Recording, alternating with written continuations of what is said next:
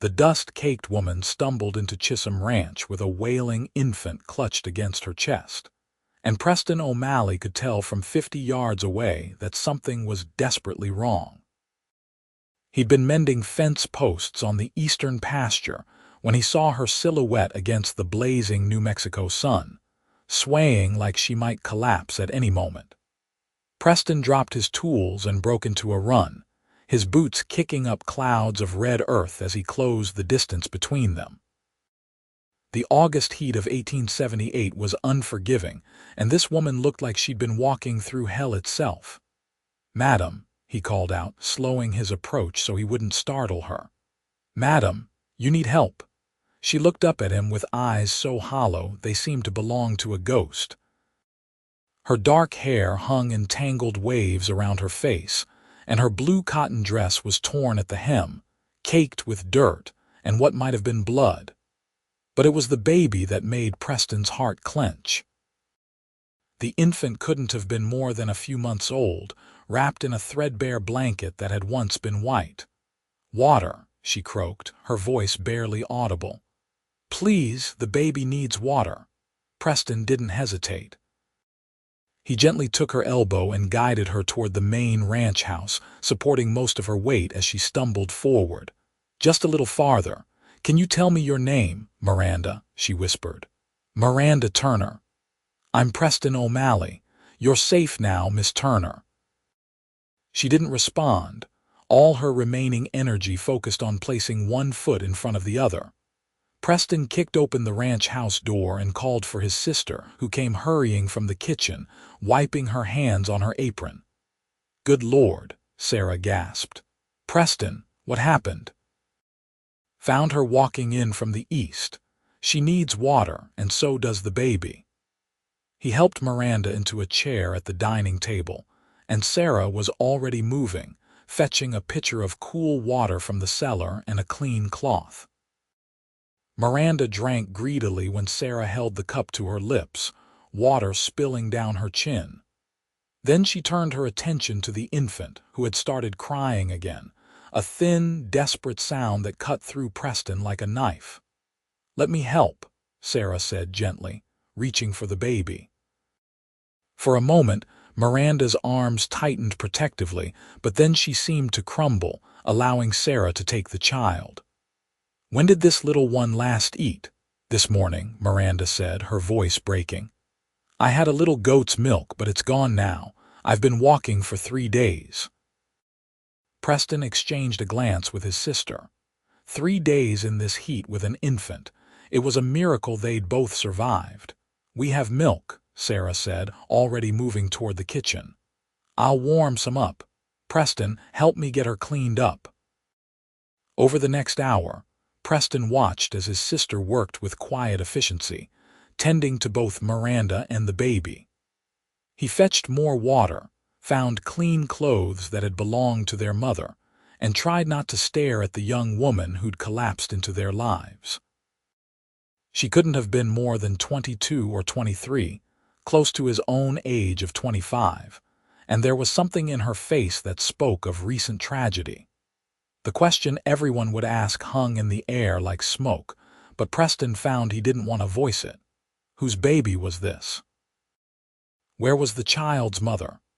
What had driven Miranda Turner to walk 3 days through the desert carrying an infant that clearly wasn't hers? He didn't ask. Something in her haunted expression told him she'd talk when she was ready, and pushing wouldn't help anyone. After the baby had been fed and both Miranda and the infant had been cleaned up, Sarah settled them in the guest room. Preston waited in the main room, listening to the low murmur of women's voices, the occasional cry from the baby, and then blessed silence. Sarah emerged an hour later, closing the door softly behind her. "They're both sleeping. Preston, that poor girl is covered in bruises. Something terrible happened to her." "Did she say what?" "Not yet, but we need to let the sheriff know she's here. People might be looking for her or for the baby." Preston rubbed his jaw, feeling the day's stubble scratch against his palm. "Tomorrow, let her rest tonight. If anyone comes looking, we'll deal with it then." Sarah studied her brother's face with knowing eyes. At 31, she'd been managing the ranch house since their mother died 5 years ago, and she could read Preston better than anyone. You're already protective of her. She walked 3 days through the desert with a baby. That takes courage I can't even imagine. He stood, walking to the window to look out at the sprawling ranch land that stretched toward the distant mountains. Whatever her story is, she deserves a chance to tell it without the whole town making judgments first. You're a good man, Preston O'Malley, just doing what's decent. But as Preston headed to his own room that night, he knew it was more than that. Something about Miranda Turner had struck him in a way he couldn't quite name. Maybe it was the fierce determination he'd seen in her eyes even as she'd been ready to collapse. Maybe it was the way she'd held that baby like it was the most precious thing in the world. Or maybe it was simply that she'd stumbled into his life at a moment when he'd been wondering if he'd spend the rest of his days alone, married to the ranch and nothing else.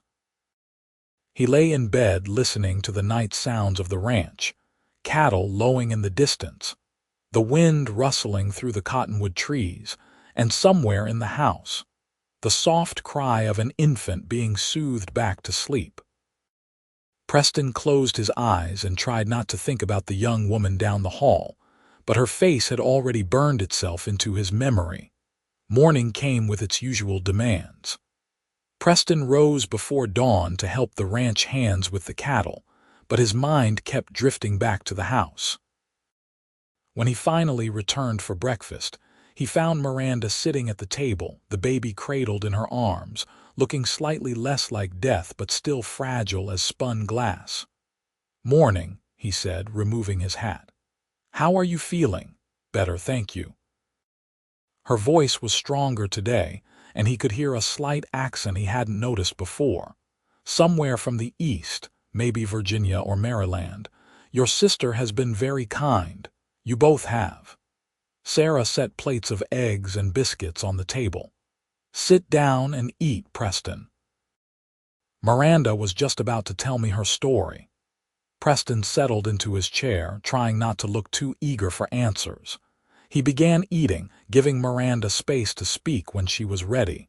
She took a shaky breath, her fingers absently stroking the baby's downy head. "This is Emily. She's 4 months old. Her mother was my best friend, Catherine." The use of past tense didn't escape Preston's notice. "Catherine and I grew up together in Baltimore. We came west with our husbands 2 years ago, looking for opportunity. We ended up in Santa Fe, where my husband, James, started a freight business with Catherine's husband, Robert." Her voice caught, and she paused to compose herself. "3 weeks ago, there was a fire in the warehouse district. James and Robert were both killed trying to save the inventory." "I'm so sorry," Sarah said softly. Miranda nodded, blinking back tears. Catherine took it hard.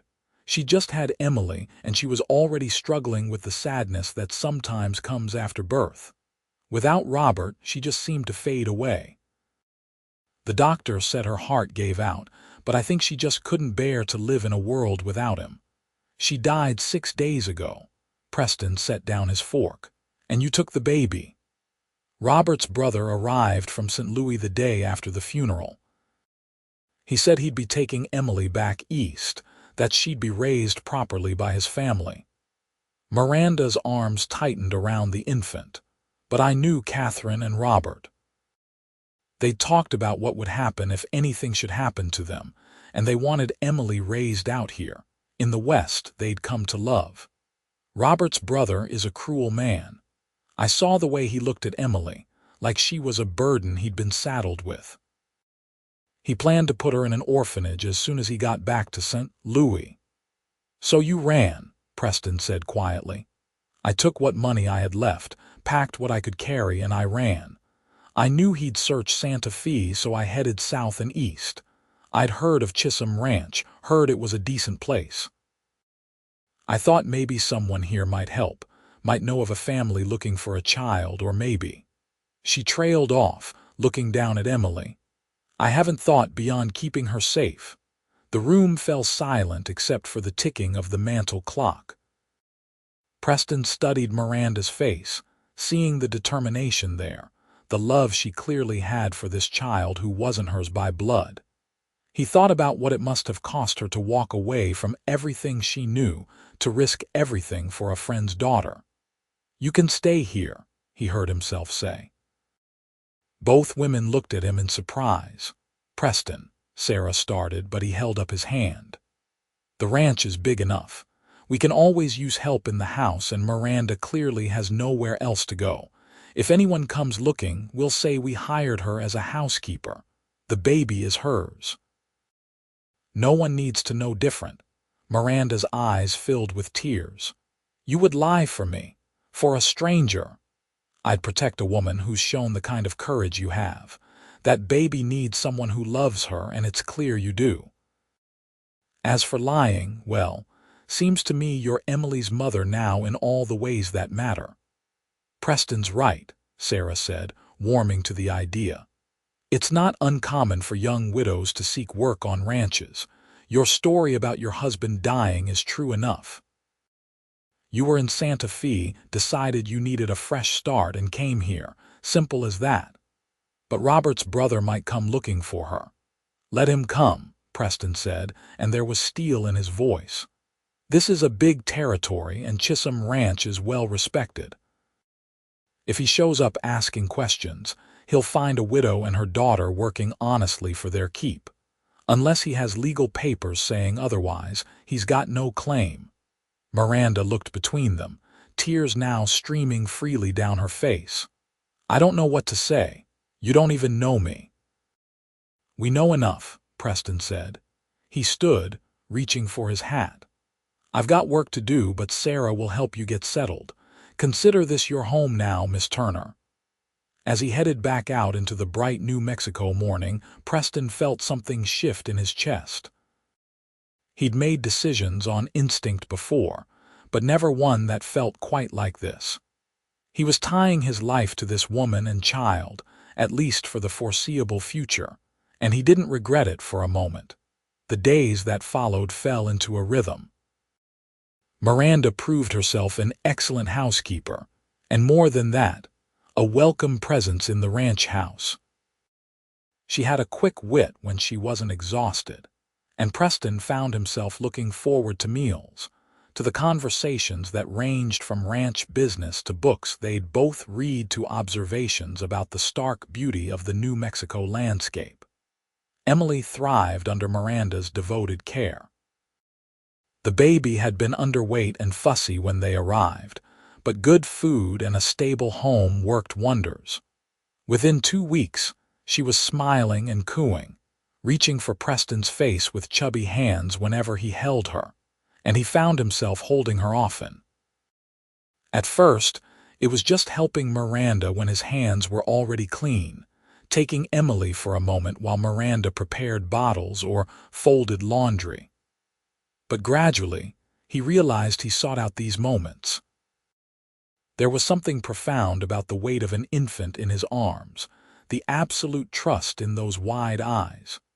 "You're good with her," Miranda said one evening as they sat on the porch, watching the sunset paint the sky in shades of orange and red. Emily had fallen asleep against Preston's chest, one tiny fist curled against his shirt. "She's an easy baby to love," he replied quietly, careful not to wake her. Miranda was silent for a moment, and when Preston glanced over, he saw her watching him with an expression he couldn't quite read. "You didn't have to do this, you know. Take us in, protect us. Most men would have turned us away, or at least demanded the whole truth before committing to anything. The whole truth is that you're a woman who lost everything and still found the strength to save a child. That's all I needed to know. But aren't you curious? Don't you wonder about the details I might not have told you?" Preston shifted carefully, adjusting his hold on Emily. The truth was, he'd wondered plenty. Late at night, lying in bed, questions would creep in. Had Miranda been entirely honest about her husband? About Emily's parents? But in the bright light of day, watching her care for the baby with such obvious devotion, those questions seemed less important.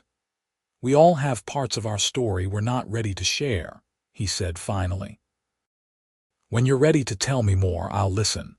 Until then, what you've told me is enough." Miranda's eyes shimmered with unshed tears. "How did you get to be so understanding? Most men I've known are full of questions and demands." Preston thought about his father, a hard man who'd built this ranch with his bare hands and an iron will. He thought about the ranch hands he'd known over the years, rough men shaped by rough lives. "My mother used to say that kindness costs nothing and pays dividends you can't measure. After she died, I decided I wanted to be the kind of man she'd raised me to be, not just the kind the world expected. She'd be proud of you. I hope so."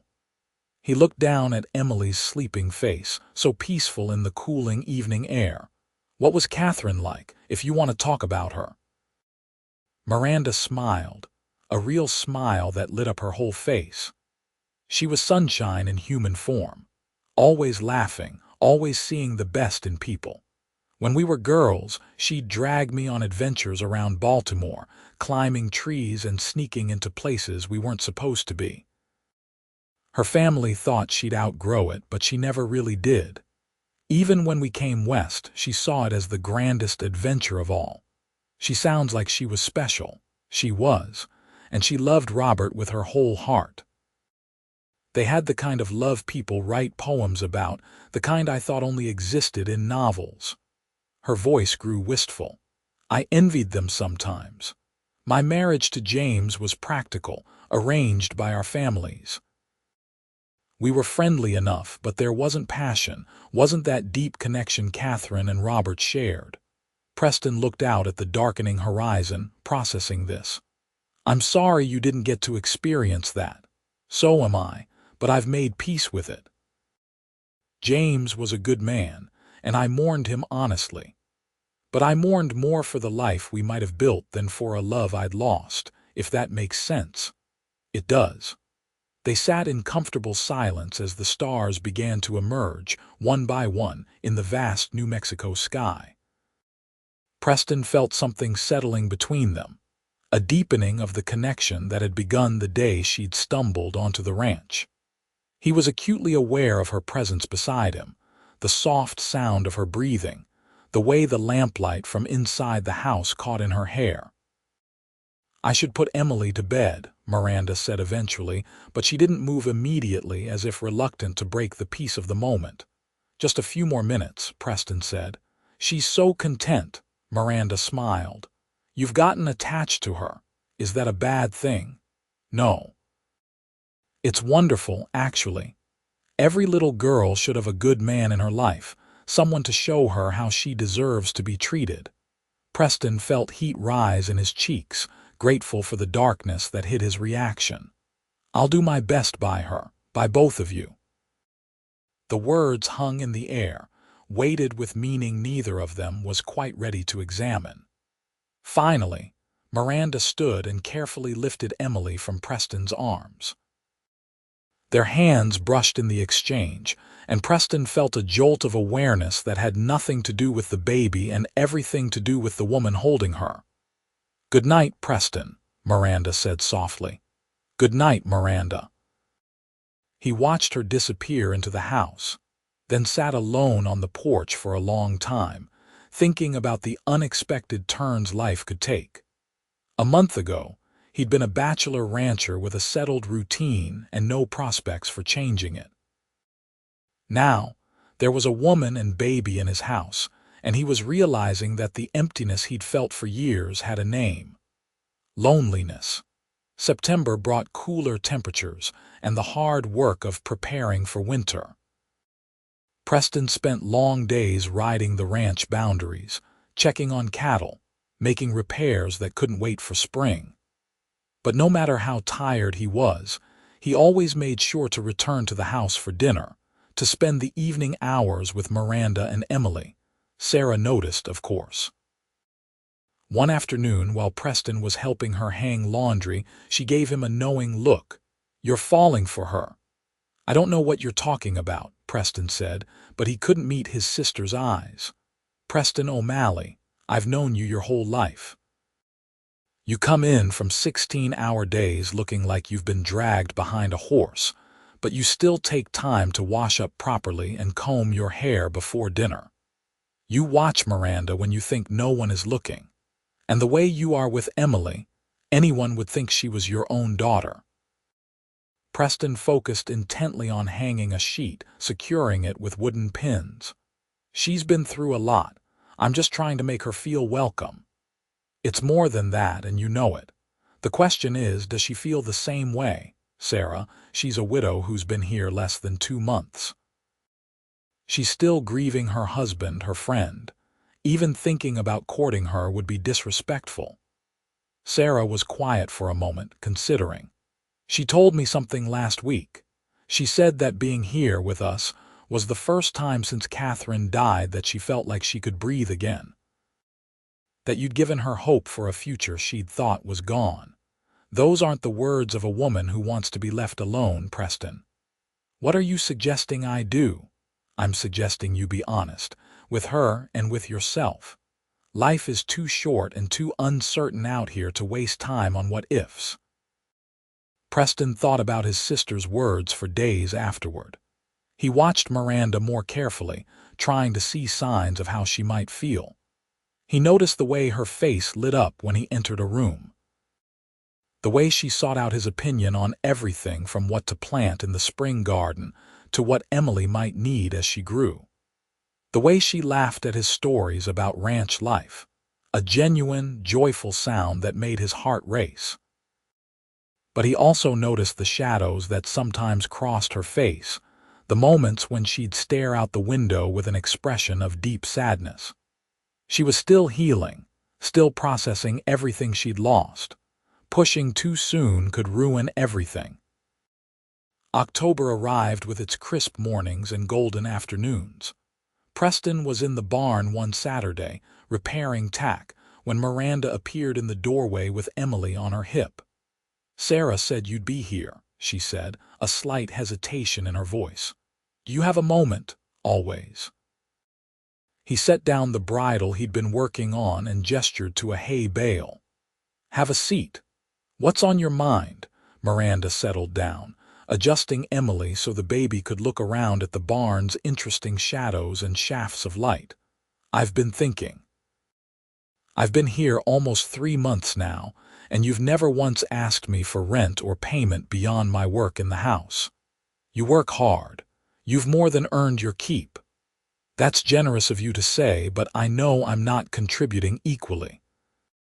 A housekeeper's work doesn't balance against room and board for 2 people, especially when one of those people requires milk and clothes and will need more as she grows." Preston leaned against a post, studying her. "Is this about money, or is this about something else?" Miranda looked down at Emily, her fingers playing with the baby's wispy hair. "I want to feel like I have a future here, not just borrowed time until you decide we're too much trouble or too expensive to keep." His heart clenched. "Miranda, is that what you think? That I just send you away?" "I think you're a good man who made a generous offer to a desperate stranger. But I also think good intentions don't always last, and I need to know where I stand. Where Emily stands." Preston crossed the distance between them, crouching down so he was at eye level with her. "You're not going anywhere unless you choose to leave. This is your home now for as long as you want it to be, and Emily's." "But why?" Her voice broke slightly. "Why would you do this for us?" This was the moment Preston realized, the moment Sarah had told him to be honest. He took a breath, choosing his words carefully. "When you first arrived, it was because it was the right thing to do, but it stopped being just about doing right sometime around the 2nd week. Somewhere between watching you care for Emily and listening to your stories and sitting with you on the porch in the evenings, I started to care about you. Both of you." Miranda's eyes widened. "Preston, I'm not asking you for anything," he said quickly. "You're still grieving, still finding your feet. I just need you to know that you staying here isn't charity. It's what I want. You make this house feel like a home in a way it hasn't since my mother died. And Emily, she's brought something I didn't even know was missing." Tears spilled down Miranda's cheeks. "I care about you too. I've been trying not to, telling myself it was too soon, that it was wrong to feel this way when James has only been gone a few months. But I can't help it. You're kind and patient and so good with Emily.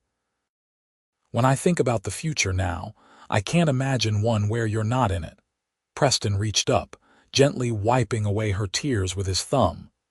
"Then maybe we don't have to imagine those futures. Maybe we can just take it one day at a time and see where it leads." "I'd like that," she whispered. Emily chose that moment to reach for Preston, making her happy baby sounds. He laughed and took her, standing up and lifting her high, making her giggle. Miranda watched them with such tenderness in her expression that Preston felt his chest might burst. "You're going to spoil her," Miranda said, but she was smiling. "That's my right as the closest thing she has to a father," Preston replied, then froze, realizing what he'd said. "I'm sorry, I didn't mean to presume. Don't apologize." Miranda stood, moving close enough that he could smell the lavender soap she used. "You're right. You are the closest thing she has to a father, and if I'm being honest, I want you to be more than just the closest thing." The weight of those words settled over them both. They stood there in the barn, the three of them forming a picture of something that looked remarkably like a family, and Preston felt a sense of rightness he'd never experienced before. From that day forward, something shifted.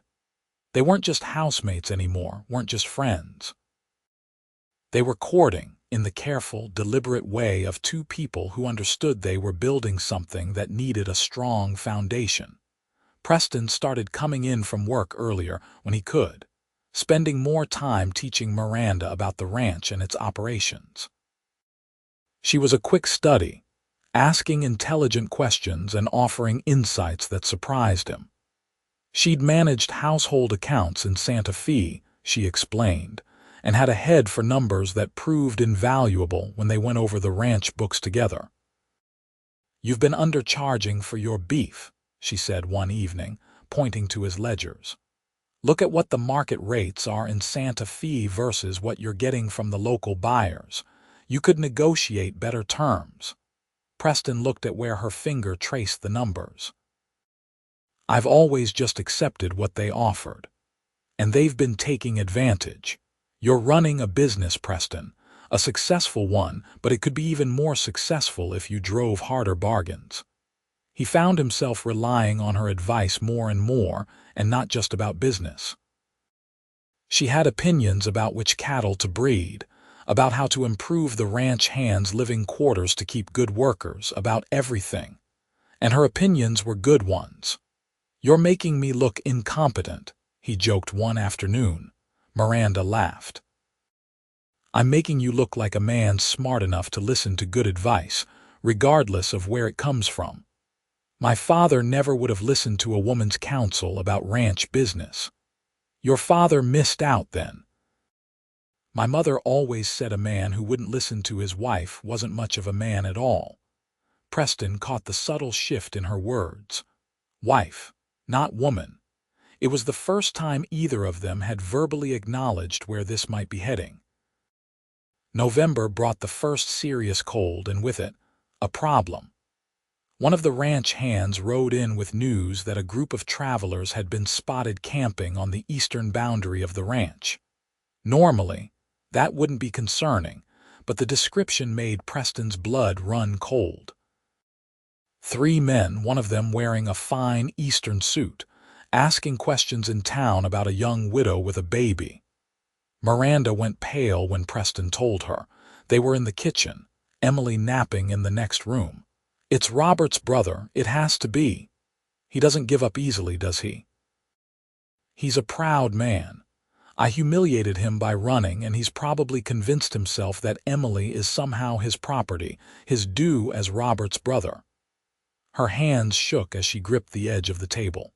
"Preston, what do we do?" Preston thought quickly. First, we don't panic. Second, we stick to the story. You're Miranda Turner, widow who came here seeking work after your husband died. Emily is your daughter. We've never heard of Robert's brother or his family. He might have papers, legal documents. Does he? Did Robert and Catherine actually put anything in writing? Miranda thought about it. I don't think so. They always said they'd get around to it, but they were so young they thought they had time. Then it's your word against his, and you're Emily's mother in every way that matters. You've been raising her since Catherine died. But what if he tries to take her by force? Preston's jaw tightened. He won't. I'll make sure of that. The confrontation came 2 days later. Preston was working near the main house, deliberately staying close when 3 riders approached. He recognized the type immediately. The 2 flanking riders were hired muscle, the kind of men who did dirty work for money.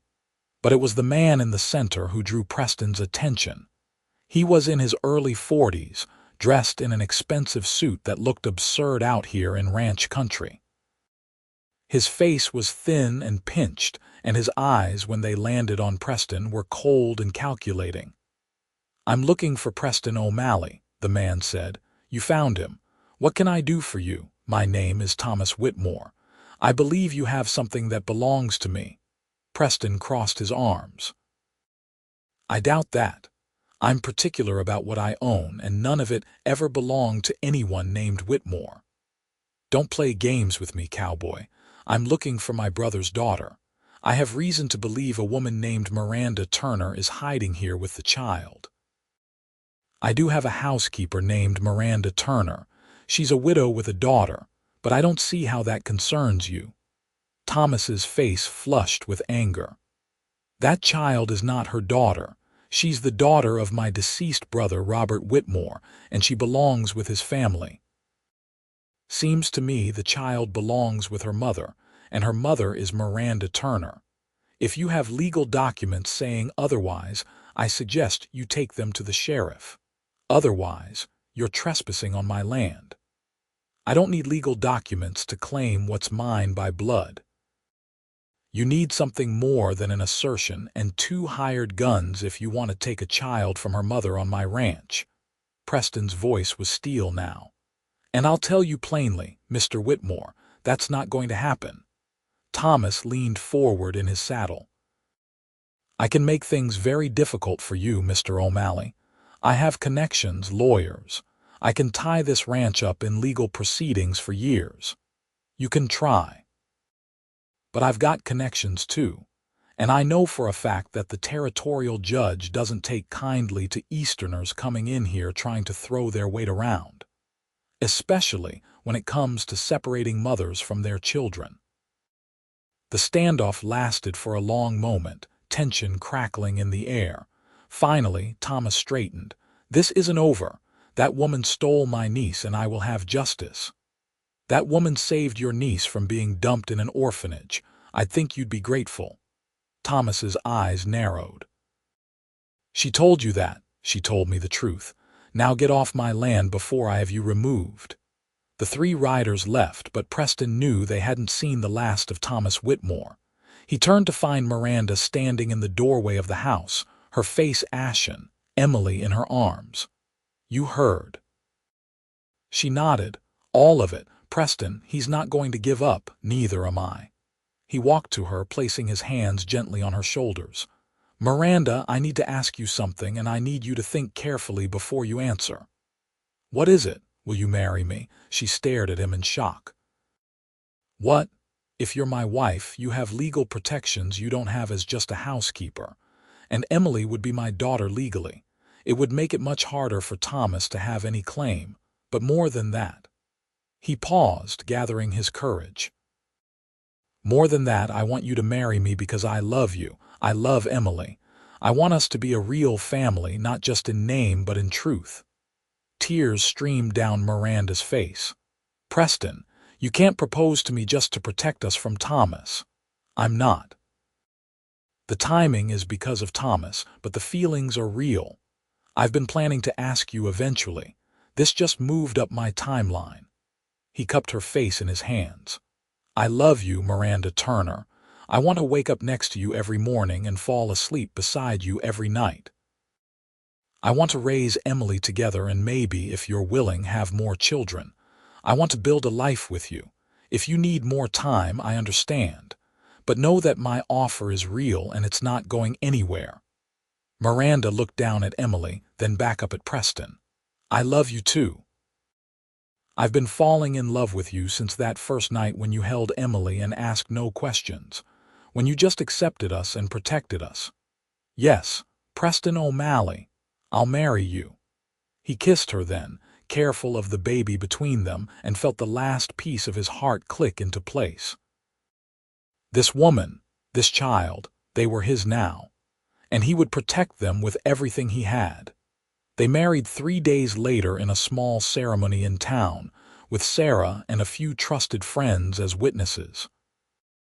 The speed was necessary, both for legal protection and because Preston wanted the marriage on record before Thomas could cause more trouble.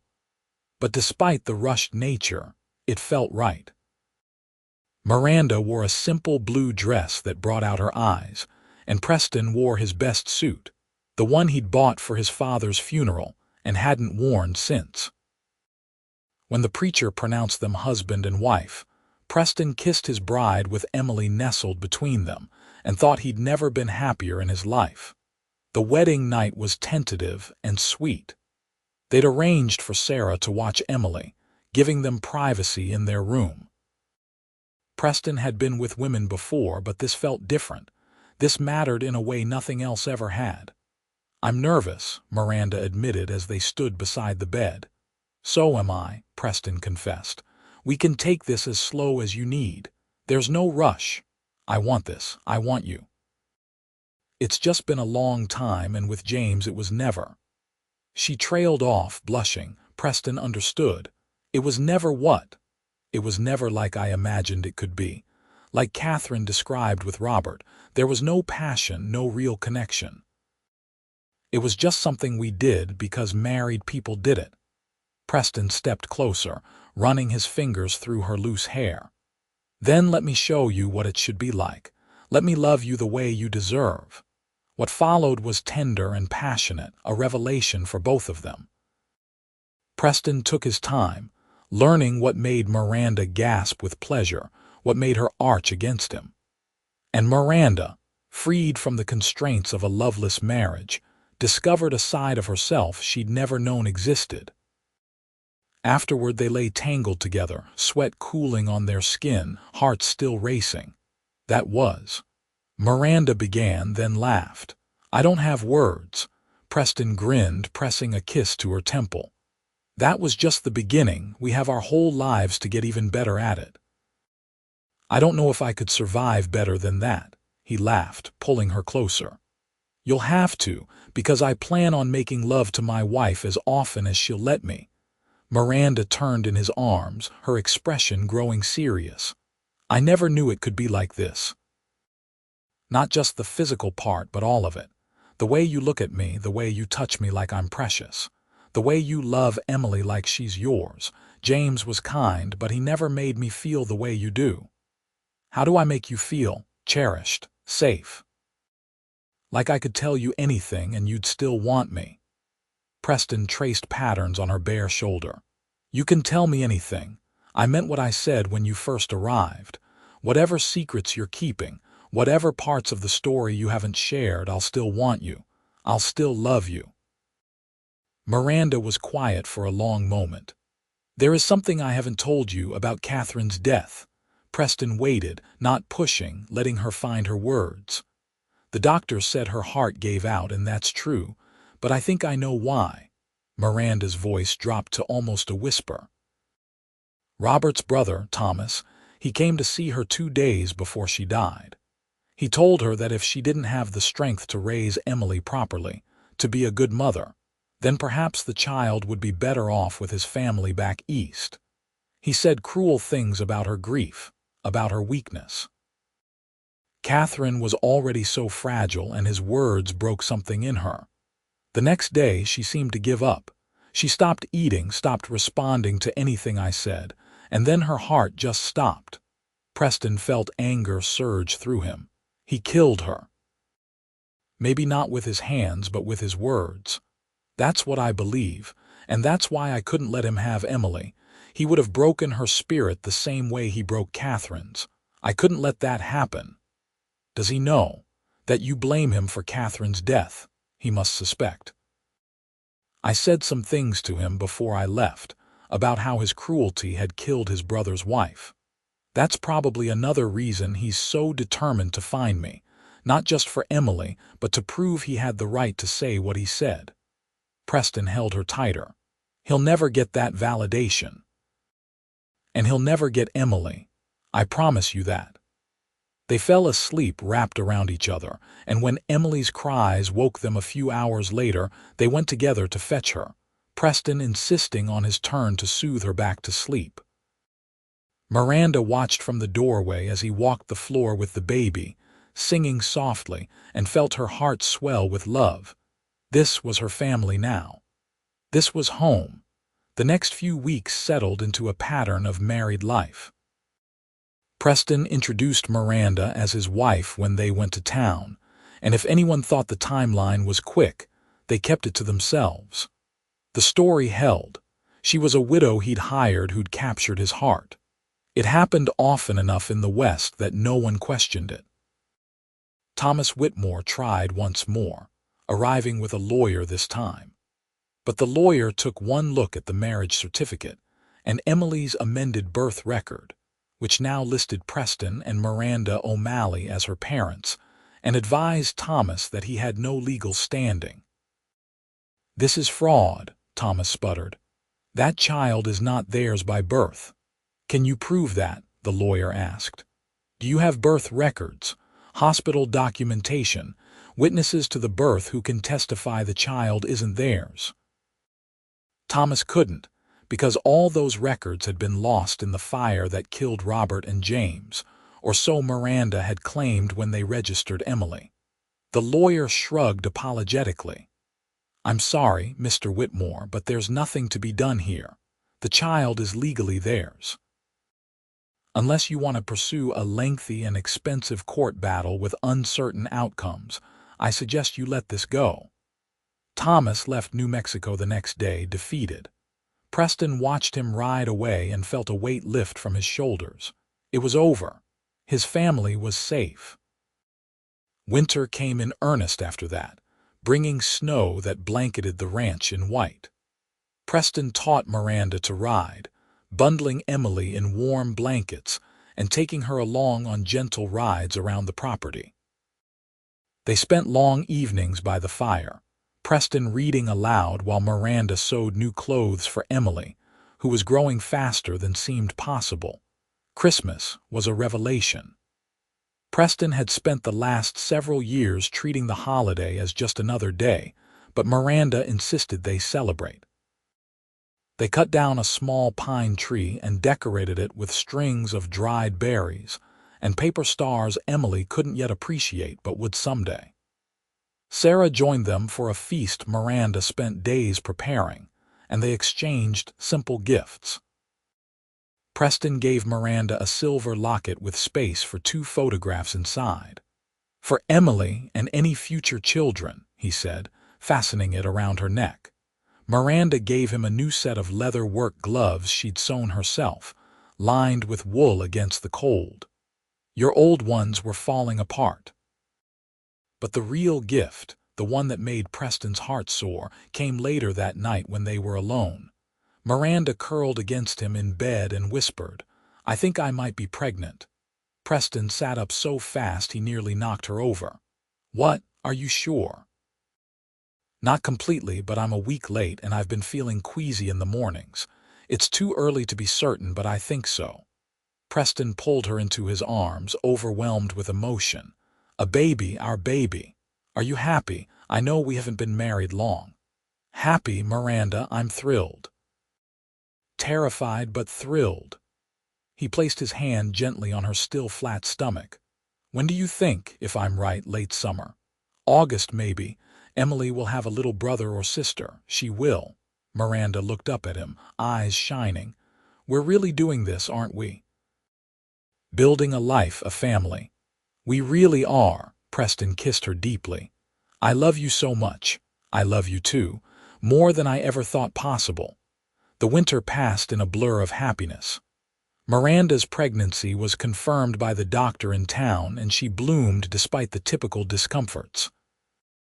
Emily celebrated her first birthday in January with a small party, smashing cake into her hair and making everyone laugh. She was starting to walk, taking wobbly steps between Preston and Miranda, and had started calling Preston Papa, a word that never failed to make his chest tight with emotion. Spring brought new calves and the hard work of branding and moving herds. Preston hired additional hands to help, wanting to spend more time at the house with Miranda as her pregnancy advanced. She was showing now, her belly swelling with their child, and he found himself constantly drawn to touch her, to feel the baby move under his hands.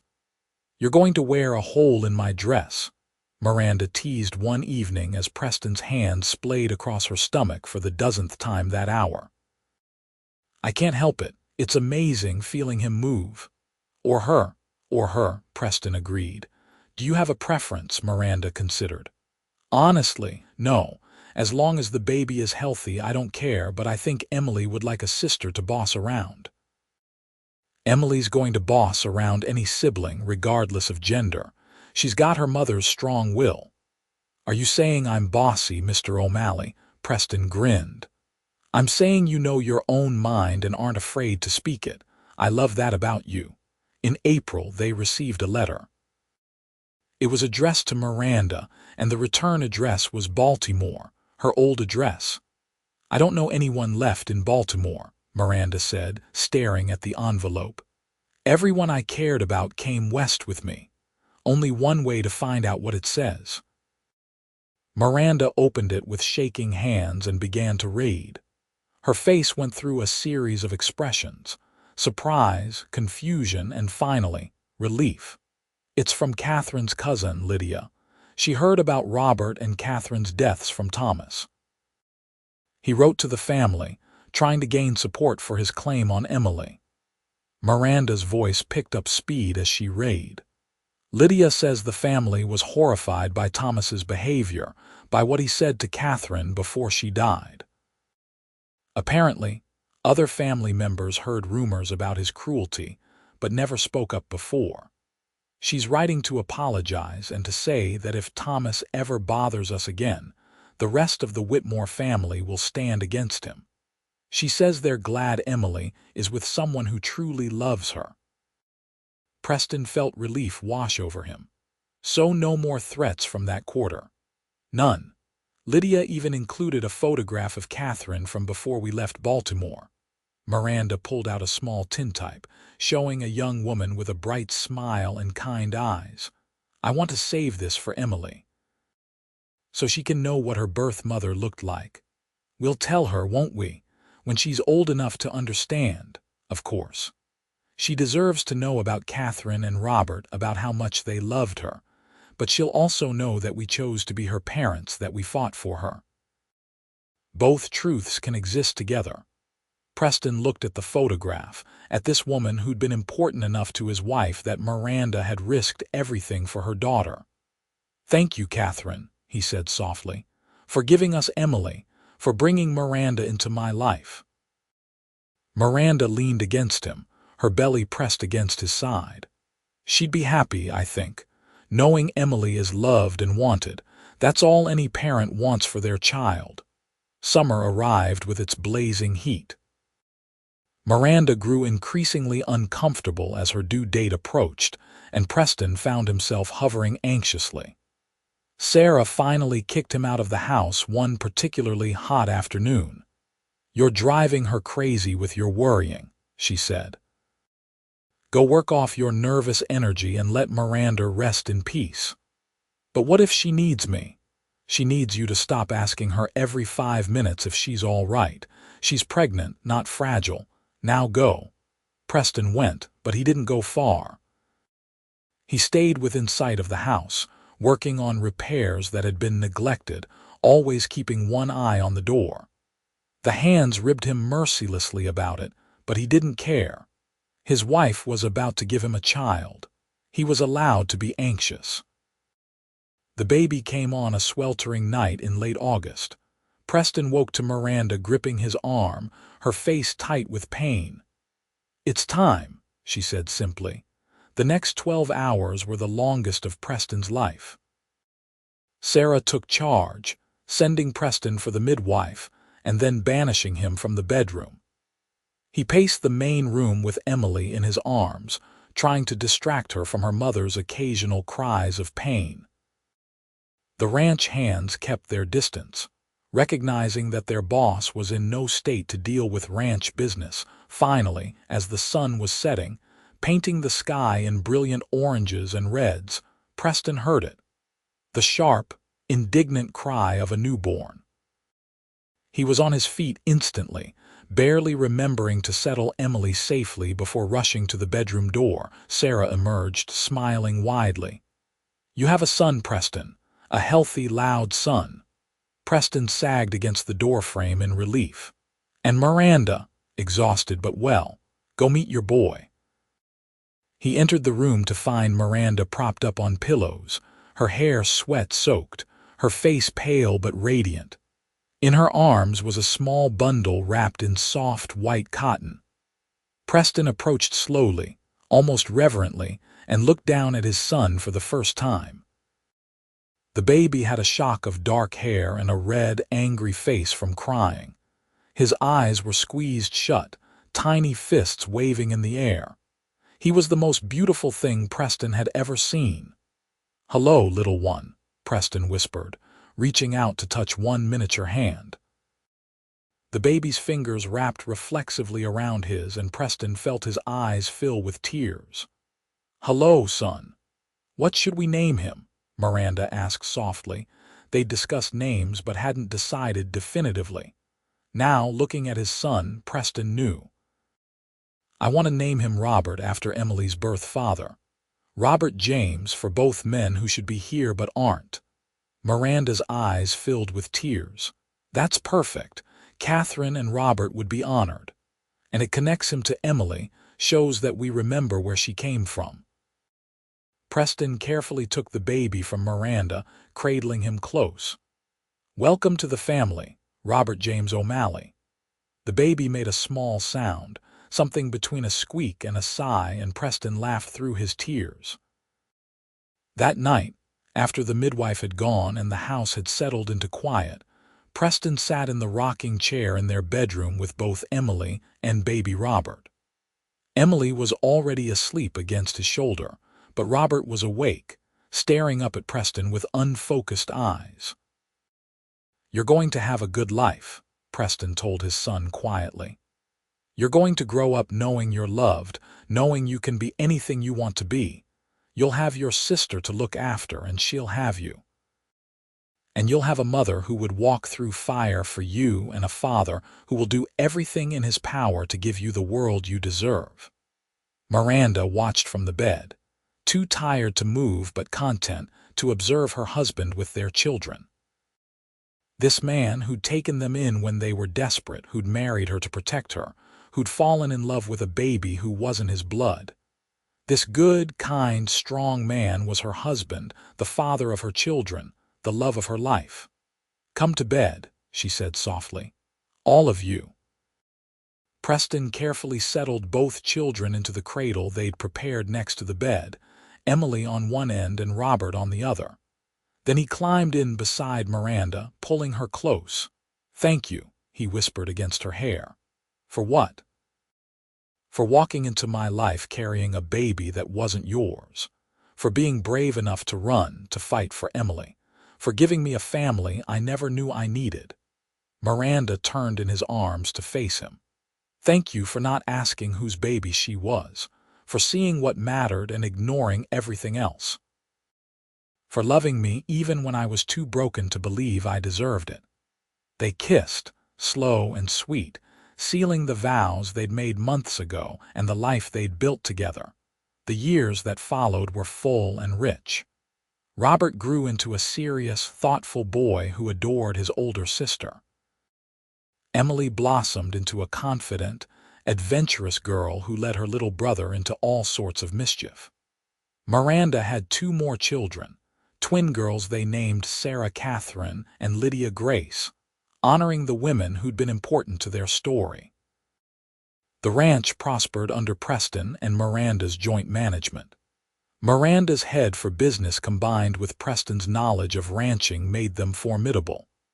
They expanded their holdings, hired more hands, and became one of the most successful operations in the territory. But more than success, they had happiness. Preston never tired of coming home to his full, noisy house, to children running to greet him and a wife who still made his heart race. Miranda never forgot how lucky she was to have found love twice in her life, first with a friend whose dying wish she'd honored, and then with the cowboy who'd asked no questions but given everything.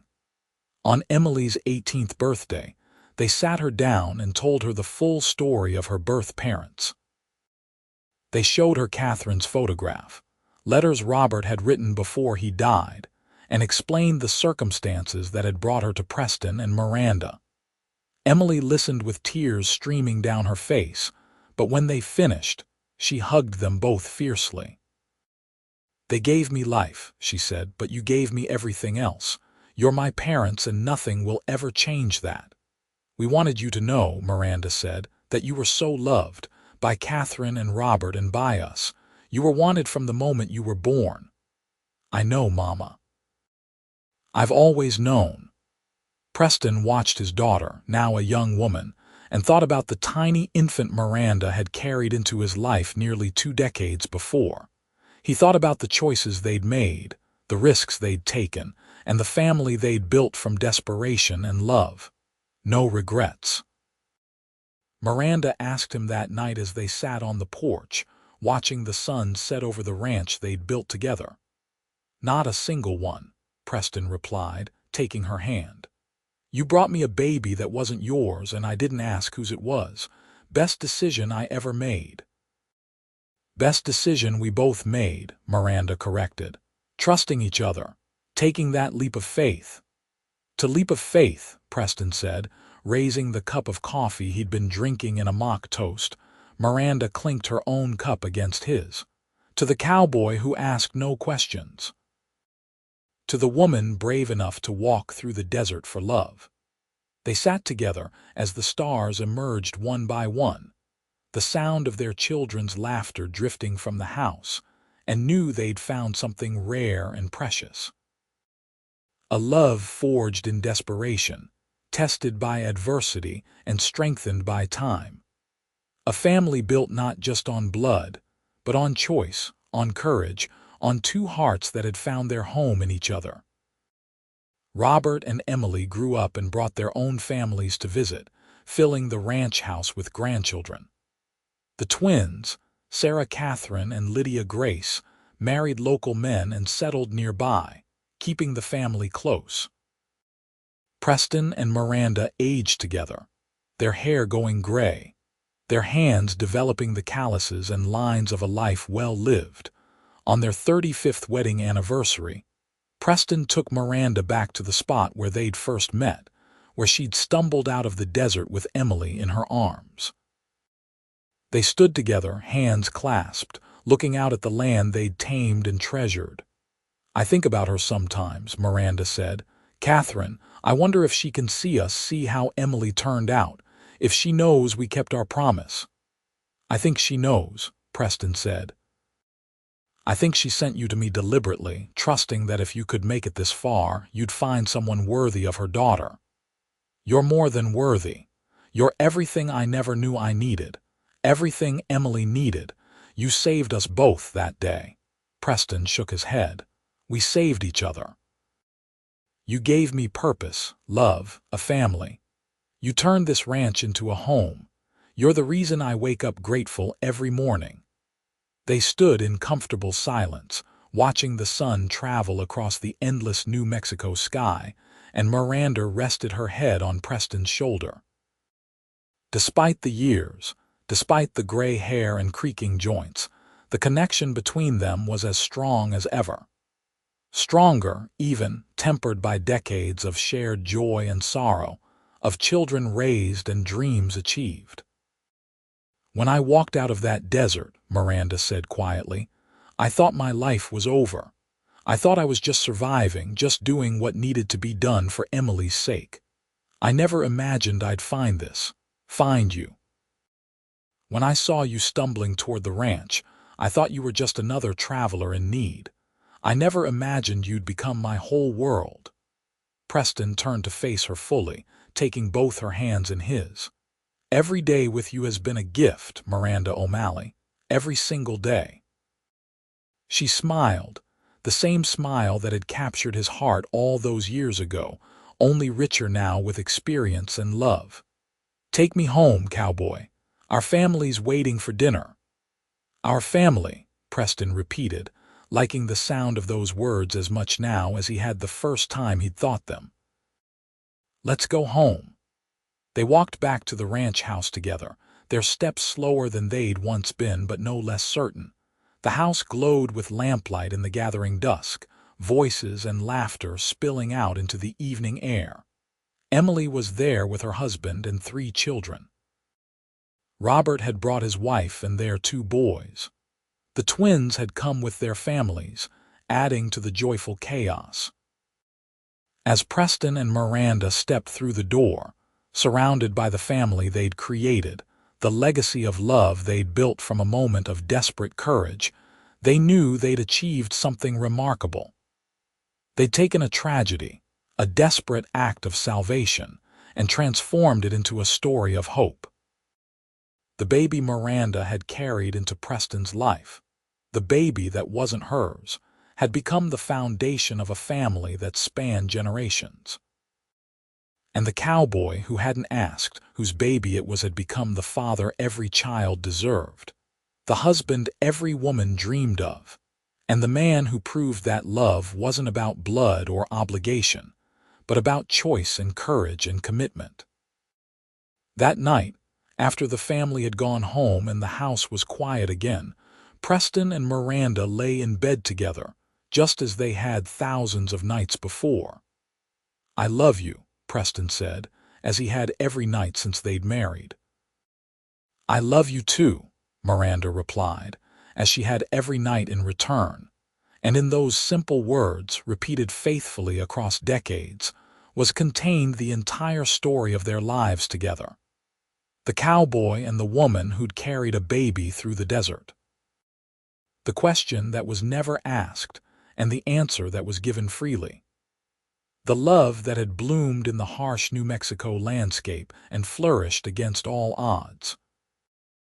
Their story was one of second chances and brave choices, of family built on love rather than obligation, of 2 hearts that had found each other in the most unlikely circumstances, and built a life beyond anything either had dared to dream. It was a story that would be told by their children and grandchildren for generations, a testament to the power of compassion, courage, and love to transform lives and create miracles. And as Preston drifted off to sleep with his wife in his arms, he thought once more about that August day in 1878 when a desperate woman had walked into his life, carrying a baby that wasn't hers. He thought about the choice he'd made not to ask questions, to simply help, to open his heart and his home. It was a choice that had changed everything, that had given him a life richer and fuller than he'd ever imagined possible, the best choice he'd ever made, the last choice he'd ever regret. The beginning of everything that mattered.